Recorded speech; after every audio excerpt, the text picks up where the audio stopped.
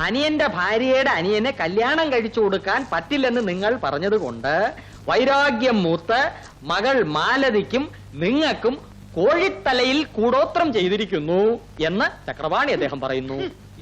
ഓ ദുഷ്ടന്മാര് സമ്മതിച്ചിരിക്കുന്നു. ജ്ഞാനദൃഷ്ടി തന്നെ. അവിടുന്ന് എന്തെല്ലാം കാര്യങ്ങളാ മനസ്സിലാക്കി വെച്ചിരിക്കുന്നത്. ആട്ടെ, ഇതിനെന്താ ഒരു പോംവഴി? നാളെ കൂടോത്രയം, സൂര്യോദയ നാഴിക 7 കൂടോത്രയം, വീട് കൂടോത്രയം, എടുകൂടോത്രയം, പുറകൂടോത്രയം, കലകൂടോത്രയം. ചക്രപാണി തൻ വാക്യം. നാളെ സൂര്യോദയത്തിന് 7-ാം നാഴികയ്ക്ക് ഒന്ന് പുല്ലെടുത്ത് പുറത്ത് കളയും. ചക്രപാണി തൻ വാക്യം എന്ന് ചക്രപാണി അദ്ദേഹം പറയുന്നു. വളരെ സന്തോഷം. എന്നാ ഞാൻ വരട്ടെ. അഡ്വാൻസ് കൂടോത്രയം. ചക്രപാണി തൻ വാക്യം. അഡ്വാൻസ് തന്നിട്ട് പോയാൽ മതി എന്ന് ചക്രപാണി അദ്ദേഹം പറയുന്നു. അയ്യോ, ഞാനതങ്ങ് മറന്നു.